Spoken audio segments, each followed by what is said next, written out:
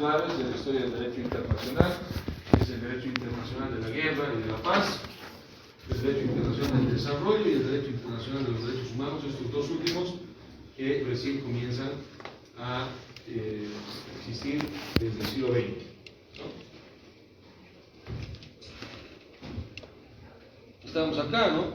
Habíamos hablado de los españoles, ¿no? Internacionalistas como Vitoria, Suárez, luego Hugo Grocio, ¿no? Antecedentes históricos como la Paz de Westfalia. Habíamos dicho que este es el acontecimiento histórico que va a marcar el nacimiento de un derecho internacional moderno, ¿no? El derecho internacional moderno surge en la Paz de Westfalia, que termina en 1648 con el tratado, con dos tratados, ¿no? Entonces, acá surgen principios del derecho internacional fundamentales, ¿no? El primer principio es el de la soberanía del Estado. Un Estado es soberano. ¿Qué quiere decir eso? Ese concepto surge ahí. Es decir, que cada Estado es amo y señor de todo su territorio y su población. Que ningún otro Estado manda dentro de otro Estado. De ahí viene el otro principio que surge ahí también en la Paz de Westfalia, es el de la no intervención en asuntos internos. El Estado no puede intervenir, no debe intervenir en asuntos de otro Estado, en asuntos internos de otro Estado. Esos dos principios fundamentales surgen en la Paz de Westfalia, ¿no? E incluso surge el primer principio, el primer derecho humano que se internacionaliza en la Paz de Westfalia. Los dos tratados que se suscriben en 1648 van a incorporar un artículo que dice que todas las personas tienen derecho a la libertad religiosa o libertad de creencias. ¿Y por qué surge, por qué se incluye en ese tratado eso? Porque la guerra de los 30 años, desde 1618 hasta 1648, era una guerra religiosa, una guerra entre católicos y protestantes, ¿no? Ambos son cristianos, ¿no? Cristianos católicos versus cristianos protestantes, ¿no? Y unos estados al mando del Vaticano querían someter a los países germanos, suecos, que ya eran protestantes, al catolicismo, ¿no? Pero en 30 años nadie gana, casi es la guerra donde nadie podría decir este bando ha ganado a otro bando, todos han perdido. Entonces, lo que acuerdan al final es que cada quien pueda elegir su creencia. Esa es una libertad que surge después de 30 años de guerra. Este es un ejemplo, distinguidos estudiantes, que los derechos humanos, les han dicho sus docentes constitucional, no son pues idea de los filósofos o qué sé yo, de algunos seres superiores, o que han aparecido ahí en las normas, en las constituciones y en los tratados por ósmosis. No. Los derechos son resultado de luchas políticas. Los derechos humanos son resultado de las luchas políticas. Otro ejemplo. Si las mujeres pueden votar, eso será porque, ay, qué lindo, esa idea hermosa, ahora pongamos en la Constitución que las mujeres pueden votar. ¿Por eso es? No. ¿Por qué pueden votar las mujeres? Porque ha habido una lucha política en el pasado. Hace 100 años era casi inimaginable que la mujer vote. Le decías eso, a ver, si tienes una máquina del tiempo, si tuvieras, te vas a 100 años y te encuentras un doncito en la plaza aquí, 14 de septiembre, y le dices, la mujer tiene derecho a votar, se te va a reír en la cara. ¿Cómo pues? Se va a decir, increíble, jamás, nunca, ¿no? Porque ¿qué creían esas personas antes, hace 100 años nomás? Que la mujer era inferior al hombre. Y ahí está el otro punto. Los derechos humanos son al mismo tiempo que una lucha política o el resultado de luchas políticas, al mismo tiempo son el resultado también de las luchas contra la discriminación. Una forma de discriminar es creer que el otro es inferior a ti. Si hoy día tenemos derechos de los pueblos indígenas, es porque los pueblos indígenas también han hecho su lucha, ¿no es cierto?, histórica. Entonces todos los derechos son resultado de esas luchas políticas, ¿no? El derecho internacional ya no legitima el derecho de acceso y desarrollo de la guerra, ¿no? Claro, esto se da básicamente como un resultado histórico, que se alcanza recién en el siglo XX, pero un rato más lo vamos a ver. Si hay guerra, esta debe ser una guerra justa o por justos motivos. Fíjense, esta era la comprensión que ya se tenía desde la controversia de Valladolid, ¿no? La guerra no la puedes hacer porque te da la gana, tienes que justificarla. Bueno, es un paso a la racionalidad. Pero, como ya les dije, ¿no?, tratar de justificar la guerra es a veces tan injustificable porque en el fondo las guerras se hacen por intereses. Se hacen por intereses. Y lo que por lo general ocurre es que quienes hacen la guerra o declaran la guerra no van a la guerra, mandan a otros. ¿No? Los que declaran la guerra, por lo general se quedan tranquilos, gobernando, ¿no?, y mandan a los pobres, por lo general, a la gente de escasos recursos, a la guerra a morir. ¿O no? Históricamente siempre ha ocurrido así. Claro, hay muchos que van a la guerra no porque sean de escasos recursos, pueden ir por otras razones también, ¿no? Pero por lo general son los políticos los que nunca van a la guerra y están ahí tomando esas decisiones, ¿no?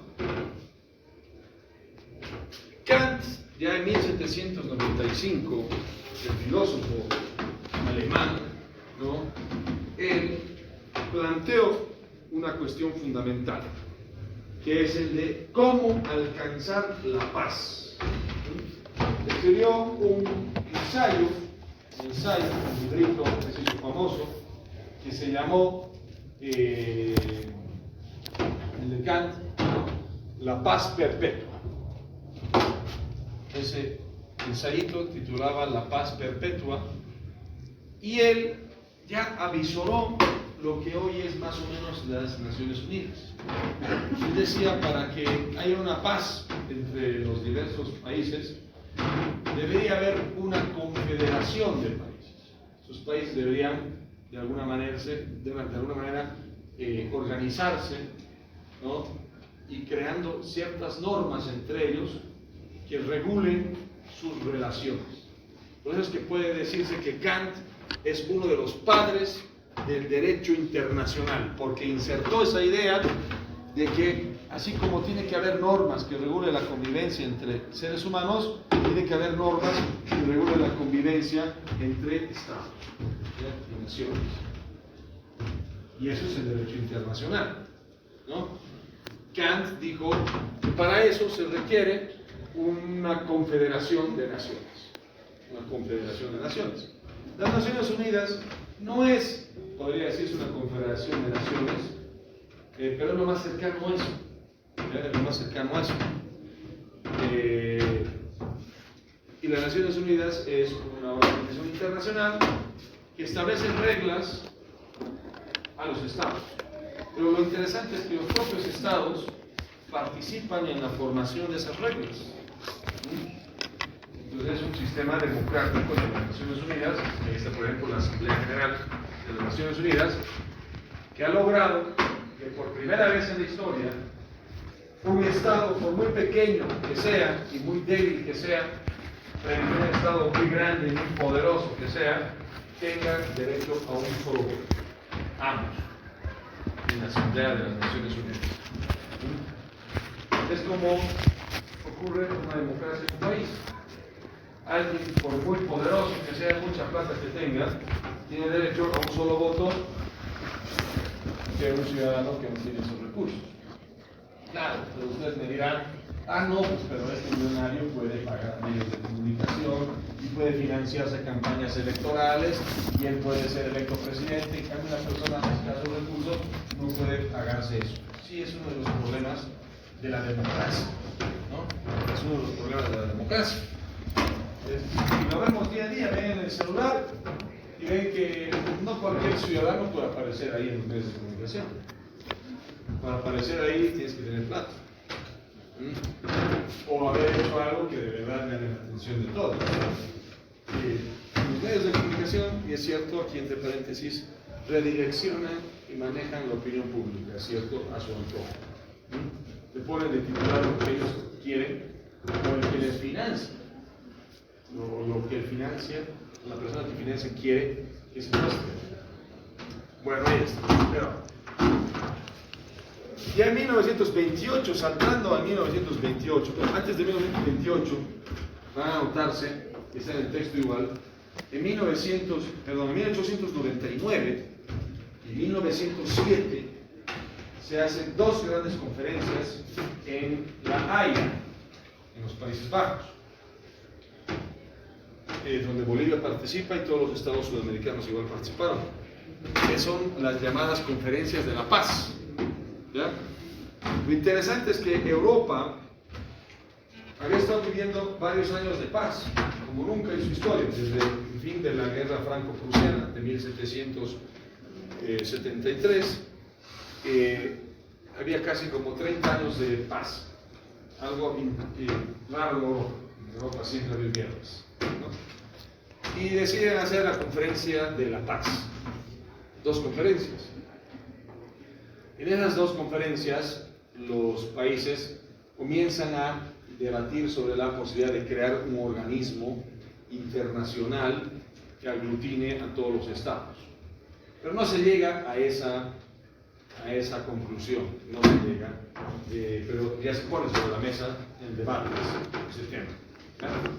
Pero sí, por ejemplo, en 1907 se crea el primer tribunal arbitral permanente, que se pasa a llamar Corte Permanente de Arbitraje Internacional. Corte Permanente de Arbitraje Internacional. Ese va a ser el primer tribunal internacional permanente. ¿Por qué permanente? ¿Por qué es tan importante la palabra permanente? Porque antes sí había tribunales arbitrales, pero se disolvían una vez resuelto el problema. ¿Ya? O sea, por ejemplo, si había una guerra entre dos estados, para que el otro reclame al otro algo, establecían un tribunal arbitral. Pero ese tribunal arbitral solo era para resolver problemas de ese asunto en específico. Una vez resuelto el asunto en específico, desaparecía el tribunal, se disolvía. En cambio ahora, ese tribunal, el Tribunal Permanente de Arbitraje, sigue existiendo hasta la fecha. Si quieren, googleen, ponen Corte Permanente de Arbitraje Internacional y sigue existiendo hasta la fecha. Después llega la Primera Guerra Mundial. ¿Qué año se produce la Primera Guerra Mundial? 1914. ¿Cuál es su nombre? Emerson. Muy bien, Emerson. 1914. ¿Cuándo termina? 18. En el 18. Termina el 18. ¿No? Y en el 19 se firma el Tratado de Versalles. ¿Ya? Versalles es un lugar, ¿alguien sabe dónde es Versalles? Queda en Francia. Era una mini ciudad que el rey Luis XIV se había mandado construir, ¿ya? A principios del siglo, a finales del siglo, principios del siglo XVII. Y que sigue existiendo, ya es ahora un museo, ¿no? Porque en Francia ya no hay rey, es por la Revolución Francesa. Y ahí se firma la rendición de Alemania, ¿no? Y sus aliados, como el Imperio Austrohúngaro en la Primera Guerra Mundial. Y en el Tratado de Versalles se le establecen unas cargas económicas muy grandes a Alemania. Es decir, Alemania tiene que pagar todos los gastos militares, económicos de los países que vencieron en la Primera Guerra Mundial. Esto es Alemania, la misma Francia, Inglaterra, ¿no? Y otros aliados más. Entonces, de ahí va surgiendo, muchos historiadores dicen que la Segunda Guerra Mundial tiene su origen en la Primera Guerra Mundial, por cómo termina la Primera Guerra Mundial. Y de hecho, los nazis, ese grupo político a la cabeza de Adolfo Hitler, usa como retórica de que no puede ser que Alemania haya sido confinada a tener que pagar esas reparaciones económicas a todos sus países, siendo una nación superior. Entonces, toda esa retórica nacionalista, que de ahí viene el término nacionalista, de creer que la nación, en este caso alemana, es la superior, ¿no? Ha sido esa retórica la que ha provocado básicamente el inicio de la Segunda Guerra Mundial, ¿no? Entonces, sin embargo, en 1928, antes de la Segunda Guerra Mundial, los Estados Unidos y Francia deciden, ¿no?, crear una corte internacional, la primera corte internacional, que se llamaba Corte Permanente de Justicia Internacional, CPJI, Corte Permanente de Justicia Internacional, y la hacen aprobar a través del Pacto Briand-Kellogg en la Liga de Naciones. La Liga de Naciones es esa primera organización internacional de carácter global, es la predecesora de la ONU. ¿Ya? Bien, y en ese Pacto Briand-Kellogg, Estados Unidos y Francia mutuamente renuncian a la guerra. ¿Ya? Son dos países que siempre han estado amistados, Estados Unidos y Francia, siempre han sido aliados, siempre. Desde la guerra de independencia de los Estados Unidos, los franceses apoyaron a los colonos norteamericanos en su guerra de independencia contra Inglaterra, porque Inglaterra era su histórico rival de Francia, ¿no? Y entonces Francia mandó plata, ¿no?, y mandó ejército para apoyar a los colonos norteamericanos para que se independicen de Inglaterra. Desde ahí surge esa alianza entre Estados Unidos y Francia. Es histórica esa alianza. Y en la Segunda Guerra Mundial, ya cuando llega la Segunda Guerra Mundial, ¿cuándo comienza la Segunda Guerra Mundial, chicos? Exacto, muy bien, Emerson. 1939, con la invasión del ejército alemán a Polonia, ¿no? Pese a que antes Hitler se había comprometido a no invadir Polonia. Y cuando le reclamaron desde la Sociedad de Naciones, porque Hitler se retiró de la Sociedad de Naciones, y le reclamaron por qué incumplió un tratado, esta frase de Hitler quedó para la historia. Hitler dijo: los tratados son papel y los papeles se rompen. Como diciendo, los tratados no tienen ningún valor. Hágame algo a mí, que ahora yo tengo el mega ejército, porque Hitler llegó a tener un ejército de 18 millones de hombres. Imagínense. ¿Cuánta es la población de Bolivia?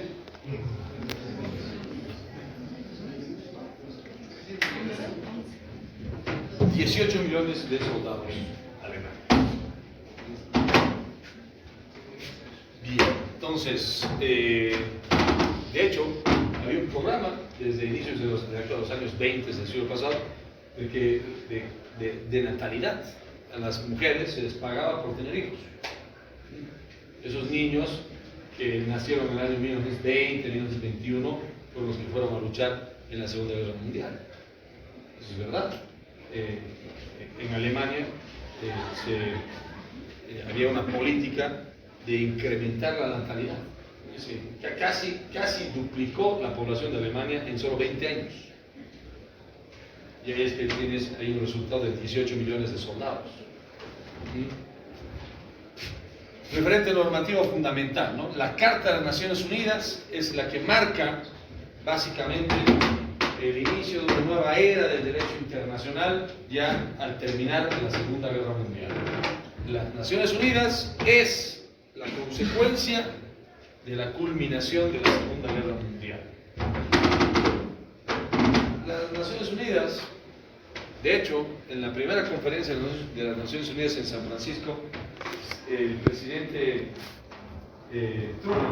Harry Truman, de los Estados Unidos, dijo esta célebre pequeña frase: nunca más. Dijo, la idea de nunca más es de que la humanidad nunca más vuelva a vivir un holocausto, una hecatombe tan grande como una guerra mundial, ¿no? Con un saldo de aproximadamente 80 millones de muertos en la Segunda Guerra Mundial. Es la guerra de las guerras, la Segunda Guerra Mundial. Y por suerte hasta ahora no hemos tenido una guerra mundial. No es que no hayan habido guerras, sí hay guerras, ¿no es cierto? Pero una guerra mundial de esa... ¿Perdón? Claro, ¿no? De ese tamaño, es impensable, ¿no? Con 2 bombas nucleares, 2 bombas atómicas, ¿no? Millones de niños muertos, casi toda una nación, la nación judía casi erradicada de Europa, ¿no? Con 6 millones de judíos muertos en campos de concentración, ¿no? En cámaras de gases, ¿no? Fue terrible lo que ocurrió en la Segunda Guerra Mundial. Por eso Harry Truman dijo, al momento de crear las Naciones Unidas con 50 países, Bolivia está entre los miembros fundadores, digo nunca más, ¿no? Las Naciones Unidas tienen que ser esa institución que de alguna manera impida, hay que crear ese mecanismo para impedir una nueva guerra mundial. Bueno, las Naciones Unidas hasta la fecha han cumplido con esa promesa, pero no con la promesa de que nunca más hayan guerras, ¿no? Hay guerras, pero no de esas dimensiones como la Segunda Guerra Mundial. Y se establece aquí, ¿no? En el artículo 2 de la Carta de las Naciones Unidas se incorpora un principio, el principio que dice prohibición del uso o de la amenaza del uso de la fuerza. Se prohíbe la guerra. Ustedes dirán, pero doctor, ¿para qué pues van a prohibir la guerra? Como dijo un alumno hace unos años. Si sigue habiendo guerras, ¿para qué sirve? ¿A qué ha servido eso? Bueno, puede ser que tengan razón, ¿no? Ningún sistema institucional es perfecto. Pues, yo le respondí y le dije, entonces, bajo tu lógica, quitaremos pues del Código Penal el tipo penal del delito del asesinato, porque sigue habiendo asesinatos, ¿no ves? O sea, ¿quién ha dicho que porque prohíbas jurídicamente algo quiere decir que se va a dejar de producir en los hechos? ¿No ves? Si tú incorporas en el derecho una prohibición, es porque ya mismo Kelsen lo dijo en su teoría pura del derecho. Si el derecho prohíbe algo es porque va a enlazar esa prohibición con una sanción. Porque el derecho para Kelsen es coercitivo, ¿no? El derecho internacional tiene problemas para establecer esas sanciones, pero las Naciones Unidas, cuando lleguemos al tema que corresponda, vamos a ver que tiene un mecanismo sancionatorio de países que vulneran los principios de la Carta de Naciones Unidas. Vamos a ver cuáles son esos mecanismos. Quizás no son tan efectivos, son muy efectivos, creo yo, y voy lanzando esto, para países que no son potencia. Pero para países que son potencia, su efectividad es dudosa, ¿no? Porque los países poderosos, como Rusia, invade Ucrania y dice, ahora hágame algo a mí, yo soy Rusia. Tengo 80 ojivas nucleares, a ver qué van a hacer. A ver, alguien que se atreva a hacerme algo. Es muy difícil, ¿no? Muy difícil. No se olviden, porque hay un autor que se llama Martin, es un profesor de Nueva Zelanda, se llama Marty Koskeniemi, y él dice, la otra cara del derecho, de todo el derecho, siempre es la política. Siempre es la política. Si ustedes creen que creando todas las instituciones jurídicas vamos a hacer que la política se racionalice, digamos, y no sea una lucha descarnada por el poder, pues no estamos del todo correctos. Es una aspiración. Pero, a ver, les pongo un ejemplo de una institución en Bolivia. Tribunal Constitucional Plurinacional. Supuesto guardián de la Constitución. Ese tribunal está exento de todas las influencias políticas. Más bien parece que se ha convertido en una herramienta de poder. ¿No es cierto? El que domina el Tribunal Constitucional casi como que ejerce la soberanía, el máximo poder. Es el que tiene el poder de dictar las reglas constitucionales. Es lo que está haciendo el Tribunal Constitucional. Parece más bien un enemigo de la democracia y de la propia Constitución, ¿no? ¿O no? Por todo lo que está haciendo el Tribunal Constitucional, por lo que están haciendo sus magistrados. Pero los magistrados son una parte del problema. El problema es toda la política nacional. Pero, ¿saben qué? Eso no ocurre solamente en Bolivia. En muchos países ocurre lo mismo. Porque hoy en día el mundo está polarizado. En cada país hay una polarización terrible. Les pones una imagen de ahí, por ejemplo, aquí en Bolivia, de Evo Morales, va a haber unos que lo van a amar, que lo aman, ¿no? Ay, papito, así. Y otros que van a comenzar a lanzar tomates, ¿no? Ya estamos así. Y hay hasta ese odio, ¿no? Parece que ese odio, ¿no? Porque el que es masista para el que no es masista no es un ser humano, y viceversa. Parece que están pensando así, tristemente, ¿no? Bien, y las Naciones Unidas también comienza a construir esto, ¿no? Mecanismos pacíficos de solución de conflictos. Eso lo vamos a ver cuando lleguemos al tema correspondiente. ¿Qué hora es? ¿Quieren irse a descansar? ¿Sí? Bueno, entonces, a ver, el sábado vamos a terminar sí o sí y vamos a hacer la práctica. Sí o sí tenemos que terminar. ¿Ya? Hacemos la práctica, así que no se falten porque la práctica solo la vamos a hacer aquí en clase. ¿Ya? A ver, anótense las dos preguntas de la película que ustedes tienen que responder por su cuenta. La primera pregunta.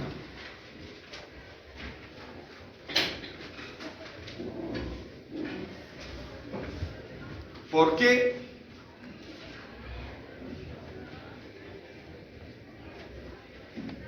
la conquista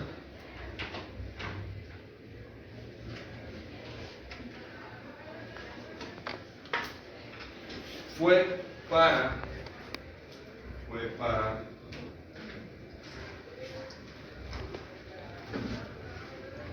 Sepúlveda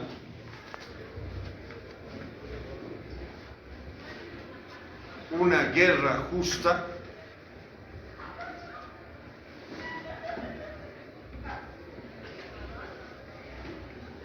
Dos,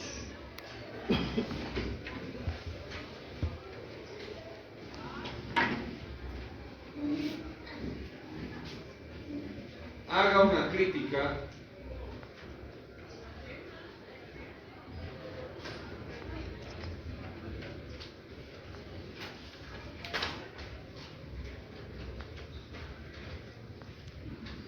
al pensamiento de Sepúlveda sobre la guerra justa.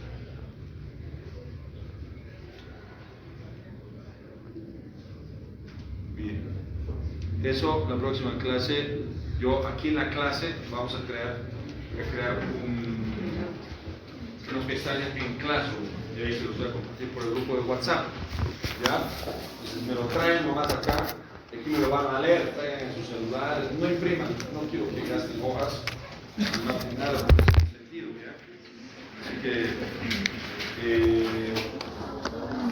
lo traen nomás en su celular, ahora no sé, nada impreso por si acaso, y aquí lo van a leer. Ahora, si lo hacen a mano, lo pueden hacer a mano, no pasa nada. ¿Ya? Luego le sacan una foto, lo convierten en PDF y lo suben. Claro, ¿ya?